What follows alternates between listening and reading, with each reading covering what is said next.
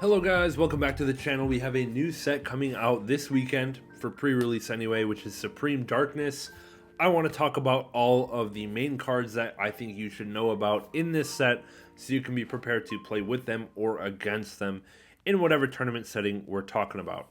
I would say there are three main cards, like tier 1 cards that are coming out in this set that all support kind of whatever the main top tier strategies are doing. And I'm going to talk about those first. But then there's a couple like budget deck options that are really sweet for people that are not playing Ryzeal or Malice, because there are some cool new things we can be doing. There's some cool legacy support in this set. I don't know. There's just a lot of things in this set for people no matter what deck you're playing. There's not really any generic, like really good generic cards, but there's just a lot of support for a lot of different decks. So we're going to talk about all of that really quick. We're going to try to go over, summarize a little bit of what these cards do, just so you're ready for the pre-release and for the set release. We're going to start off with one of the three heavy hitter cards, Abao Aku, the Lightless Shadow. This is a new Link 4 that is going to be seeing play, I think, in Malice mostly, okay? Even though this thing requires a Fiend as material, all Malice is going to do is just link into Nightmare Phoenix or something, and then just link up into this using that Nightmare Phoenix as material, so that requiring a Fiend as material is not a big deal. What is cool is that this card is going to essentially change the Malice end board a bit. I think before we were seeing a lot of Neo Tempest Terahertz strategy to end on that, but now I think we're going to see a lot more IP Masquerena, kind of like what we saw for Snake Eyes format, where we have IPSP as a thing going on as an end board piece. We're going to see that here as well with Abao Aku, because we're going to be linking off the IP to make this guy, and then this guy's going to bring back the IP, and then it's also going to come back itself and then also serve as an interruption. So there's a lot of cool things that are going on here. And also it has an effect that during your standby phase you can draw cards up to the number of different monster types among the monsters in your graveyard, which could be, you know, if you're link climbing with a bunch of different, you know, things. For example, in Malice, we're going to have Cybers. We're going to have a Fiend at least, because we needed one to make this guy. We're going to have probably like a Warrior if we went into SP Little Knight at some point. You know, there's going to be, you know, a whole bunch of types. You get to draw that number of cards and then put that number of cards back, so it just fixes your hand completely. You dig for whatever you need. It's just kind of insane what this card can do. So definitely it's going to be a thing for the Malice deck. It's also going to be a thing possibly for like stuff like more rogue strategies like Unchained or Musket Fiendsmith, or anything that's playing Fiends. Maybe even Yugioh could be playing this card. So I'm interested to see what people are going to cook up with this guy, just being a monster reborn for any light or dark, and a pop and an interruption, you know, all this kind of stuff. It's just a super versatile card, and I'm excited to see it in play. All right, the next card that is going to be meta relevant right away is going to be this guy, Eclipse Twins. You might have seen this one already, rank 4, so you know, Ryzeal, you know. What this card does is, when it goes to the graveyard, you can target 2 other Exceeds in your graveyard and summon one and attach the other. So what we're actually going to be seeing this in Ryzeal like doing is, we're going to send this guy with Ext. We're going to send it to the graveyard with Ext Ryzeal. We're going to make a detonator. We're going to attach the Eclipse Twins under the detonator. And then because of the other combos, we're going to have some other Exceed in the graveyard, right? So you have a detonator that protects itself from being destroyed, gets a bunch of pops. When you eventually out it, Eclipse Twins will trigger. It'll target your detonator, summon, and the other Exceed in your graveyard to attach. Detonator will summon, trigger to attach any monster from your grave. Attach the Eclipse Twins again, and you basically just loop your detonator. You have to keep outing this thing, right? So it just really makes the Ryzeal board resilient to removal, and it's just going to be a super interesting you know, card to see with the Ryzeal deck. I think it's going to take it up to the next level and kind of ruin the approaches that are currently taken to out that detonator. We'll see what happens in the first YCS at Orlando with this card, but This card, which is something nice about it, is it's like common or super. It's not going to be expensive, so everyone will have access to it. I don't know if you like that or not, but yeah. The third card I would say is at the top tier, along with Abaku and Eclipse Twins, is going to be the new Mulch Army Nealis. This one lets you draw every time your opponent summons from grave or banished. Obviously going to be good against Malice because they summon from banished all day. Against Fiendsmith, you only really summon from grave the Engraver on turn 0. So that's something, unless they're trying to go for like Agnum Day line or something like that. But yeah, I don't know how good it's going to be against Fiendsmith. Against Ryzeal, it's good if they play Node, like that's one draw. Like, I don't know. It's not that great. Doesn't trade that well into Ryzeal, so I don't know. You can think about it. It's definitely a nice side deck staple though against Malice, because like having this or Lancia is just going to be super nice. Basically skip the Malice player's turn, but I don't think you're playing this over something like Fuelos. I think Fuelos is just better, and I don't think you need to play both. Okay, so that's the big 3 hitters. Now let's talk about the new decks coming out, or new like engines. Starting off with the Mitsurugi deck. So Mitsurugi is a reptile ritual based archetype. Basically, it's going to be paired with either the Ryzeal deck or the Ogdoadic deck. I think those are the 2 main synergies. And then I guess you could just pair it like with a Fiendsmith deck as kind of almost a pure version. Okay, so this deck is paired with Ryzeal because of this card, King of the Feral Imps, a rank 4 that can search a reptile, not once per turn, or not a hard once per turn. So you just Ryzeal into King of the Feral Imps, and then you can search whatever Mitsurugi piece you're missing. Essentially, the goal of the Mitsurugi deck is to summon out this guy, which is a board wipe, and it also makes your opponent discard a card anytime they want to use an effect, kind of like that General Ryo of the Ice Barrier that we might see play in Mermail every now and then. But yeah, essentially, the Mitsurugi deck can set up a way to summon this guy on your opponent's turn so that you just board wipe on your opponent's turn. Also, anytime it's tributed, it will come back. So if you try to Nibiru them, it'll come back. That's not ideal, right? And then we have this quick play card that you need to know about. This card is Mitsurugi Prayers. This one is a quick play, and you can choose to tribute something on activation, tribute a reptile on activation, and then it will search, and then it will special summon as well if you tribute.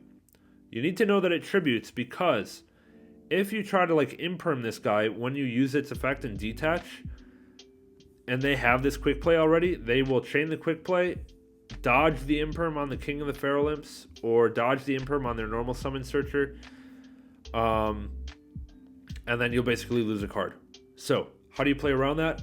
If they summon King of the Feral Imps and you have imperm or Veiler, you're going to use it on summon. Do not wait for them to detach. Just say on summon imperm or on summon Veiler, and that will mean that they don't get to dodge it with the quick play, right? They would have to make it again because it's negated, right? Okay, so yeah, the Mitsurugi deck is going to be fun. I think it's cool. I think that the Ryzeal Mitsurugi deck is going to be certainly like one of the powerhouses if a deck goes first.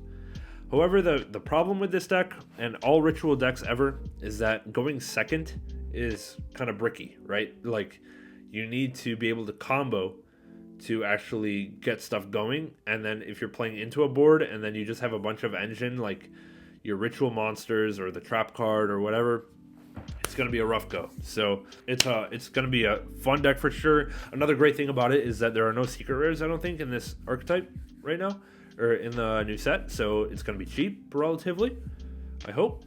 But yeah, it's just something to definitely keep an eye on and learn. Read the cards. They have a trap card, Omni Negate. They have ritual spells, summons twice per turn. They have stuff. It also combos with Night Sword Serpent, because they can send stuff from the deck to the grave, and Serpent will summon back. You play Nadir Servant in the deck to search Maximus, and then Maximus will send the Herald of the Arclight. So that'll search your ritual stuff. I don't know. I love Nadir Servant. It's one of my favorite cards of all time, which makes me almost want to pick this deck up just to play Nadir Servant again in something relevant. But yeah. Anyways, let's move on to the next deck. Chron. Okay, Chron is a synchro archetype. You basically, it locks you into machines. summoning machines from the extra deck. You can quick synchro on your opponent's turn.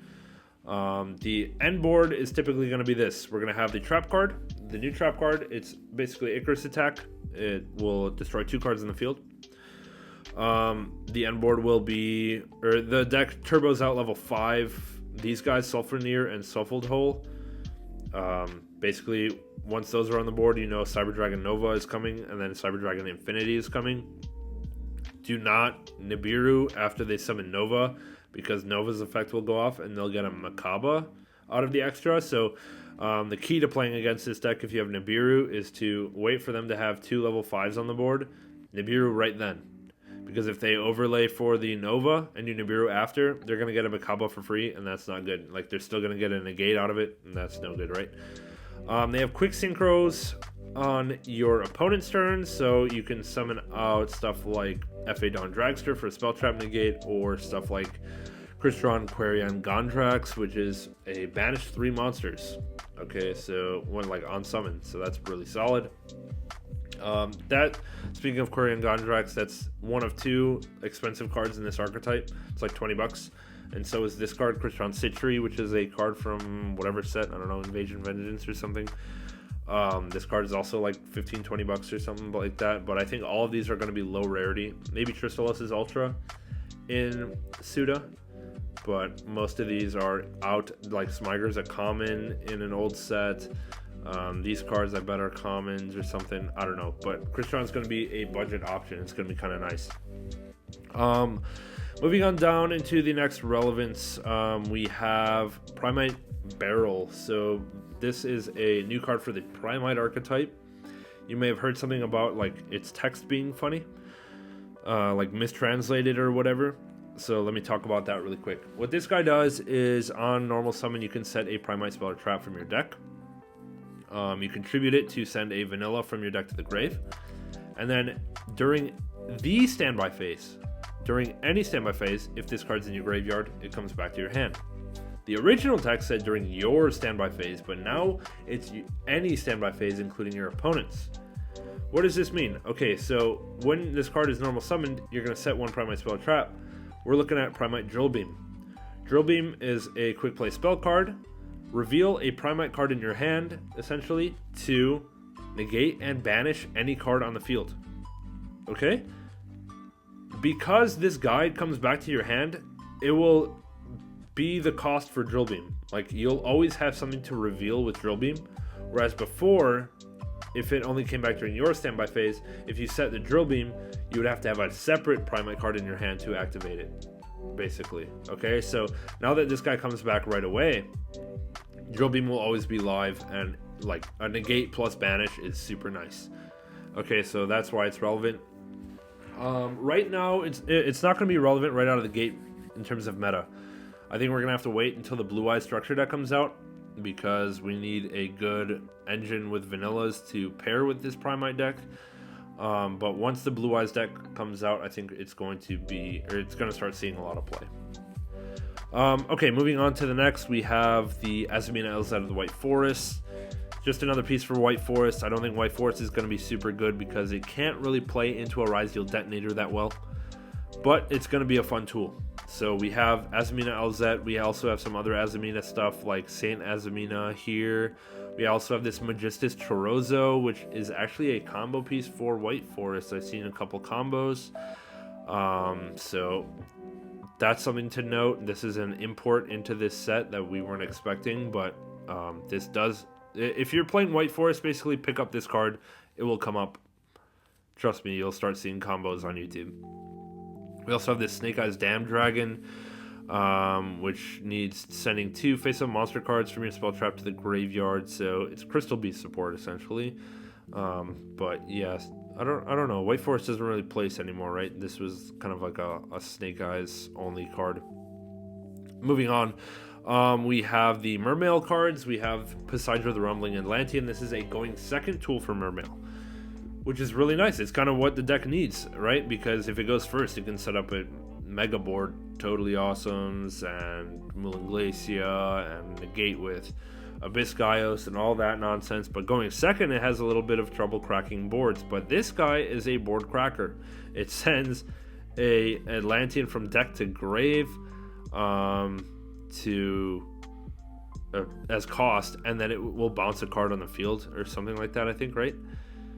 Send one Atlantean or Mermail, and then, yeah, bounce a card. So it's just a super nice piece. It's searchable by Abyss Rhine, so definitely going to want to be picking up 2 to 3 of these if you're a Mermail player. I'm going to be picking them up. It's a secret rare. Great, let's see it. Mermail also gets this rank 7. I'm not sure how good it is. I haven't played anything with the Mermail deck, with the new stuff, I mean, lately, so I'm not sure how used this card is, but it can summon a level 7 or lower fish, sea serpent, or aqua in your graveyard, so I guess it can tutor out like a coelacanth that you had to discard, because if you draw coelacanth, you can pitch it for something, bring it back with this guy, so that's nice. You can summon back a level 4 to make Bahamut Shark easier. Yeah, there's a lot of options, I guess, so yeah, it's kind of nice. Moving on, we have a Tenyi card, Surya. I heard this is good, but I don't know anything about it.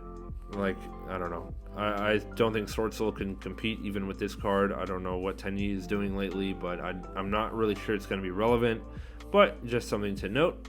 And then we have Test Bear. That's just a cover card for the Gladiator Beast support that's coming out. That's going to be fun for like a rogue strategy. All Glad Beasts. I love Glad Beasts. It's one of my favorite archetypes ever, but I don't think it's playable right now. So I'm interested to see if anyone comes up with something cool with these cards. Maybe some kind of like Tri-Brigade combo or something, but it's going to be cool. But yeah, that basically wraps up all of the main hitters from Supreme Darkness.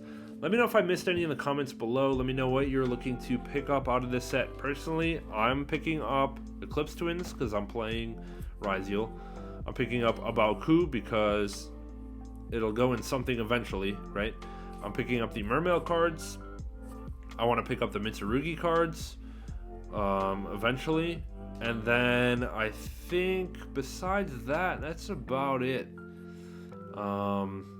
Yeah, maybe Azumina, but I'm going to see how much this costs. Like, I don't think this deck's great. So, like, I have the White Forest deck, but I think I'm looking to get rid of the White Forest deck instead of playing it further. Probably just, like, cash out while the original White Forest guys are kind of expensive. But, yeah, let me know what you guys want to pick up in the comments. Leave a like, sub to the channel. And with that, we'll catch you guys in the next one. We'll see you soon.